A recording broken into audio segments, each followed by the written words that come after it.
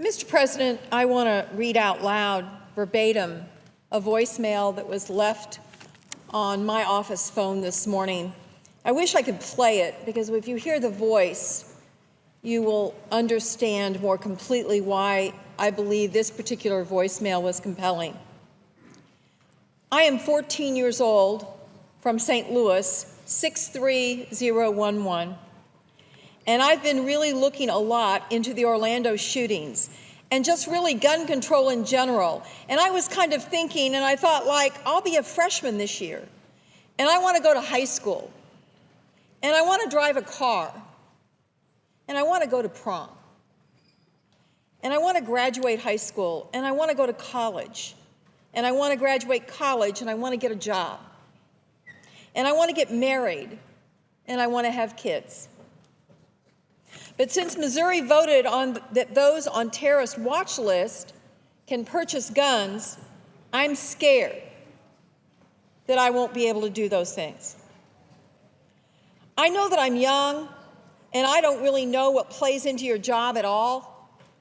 And I don't know all the arguments and all the factors, but at this point, I'm just really scared.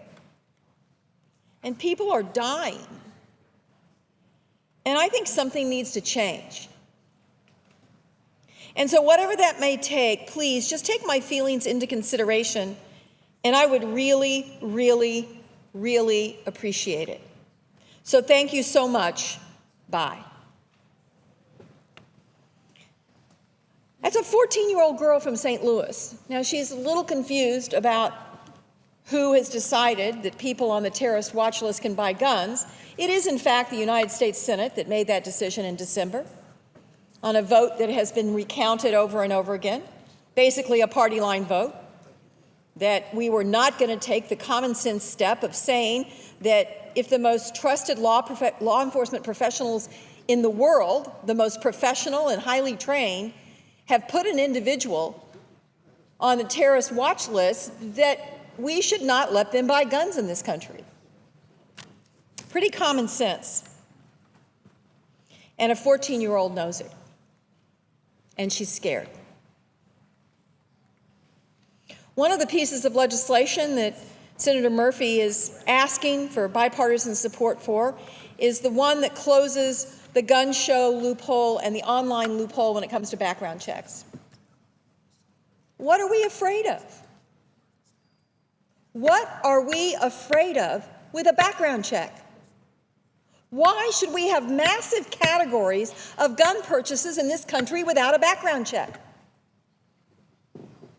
Why do we require a background check for a small business who's selling guns, but we don't for somebody who wants to operate online? And we know for a fact that there has been terrorist messaging sent to people in this country.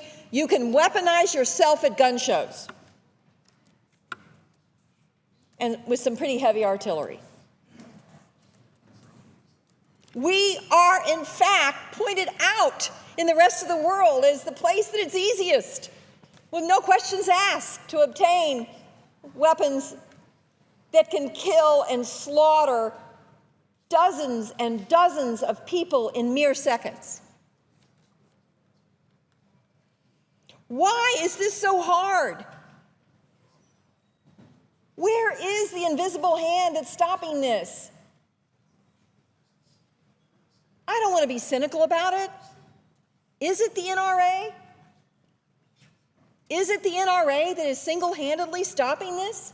Is everyone so afraid of the NRA? Why are they so afraid of the NRA? Do they not have faith in their constituents, that their constituents are right about this? Because there's no question the majority of constituents in this country want background checks. And the majority of constituents in this country want us to not sell guns to people on a terrorist watch list. Before I ask a question of Senator Murphy, I want to cover one more subject that's really bugging me as a former prosecutor. And that is the argument that has been presented, well, we want to make sure we don't somehow let the terrorists know that we're investigating them. So if we put them on a list and they can't get a gun and they go to buy a gun, then all of a sudden this terrorist is going to know we're on to him. That is such hogwash.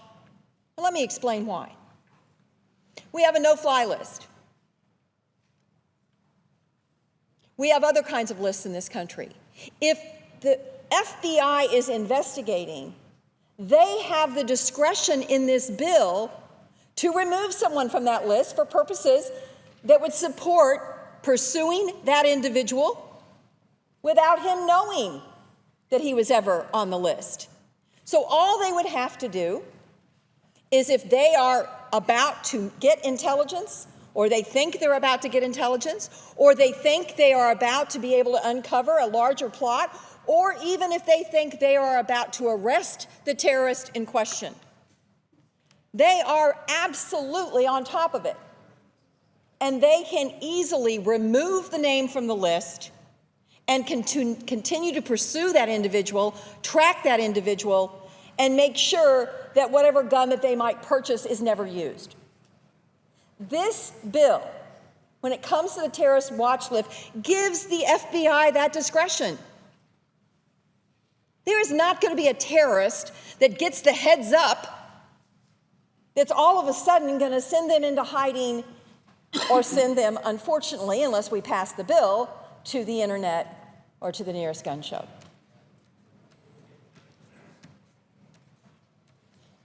It amazes me the kind of trust that I hear mouthed about law enforcement on the other side of the aisle.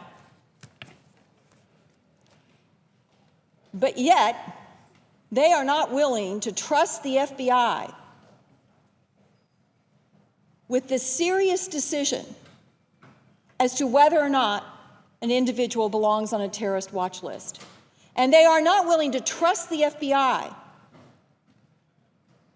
as to whether or not they do what they need to do to continue to pursue an investigation and arrest as it relates to this list.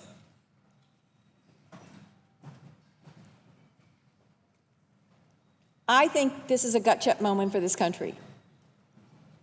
If you look at the graph of where we lie with how many mass shootings we have compared to all the other developed nations in the world, some of whom have lax gun laws like we do, maybe not quite to the extent that we do, we are way, way an outlier. That's not what we want to be an outlier on in the United States of America, mass shootings. And I think the American people are rising up and are saying enough is enough. And I would ask the senator from Connecticut if he agrees that the legislation that would restrict the ability of an identified terrorist to buy guns in this country contains the discretion necessary for the FBI to continue to protect America and continue to pursue investigations and continue to pursue arrests and intelligence because of the discretion we have given the FBI in that piece of legislation.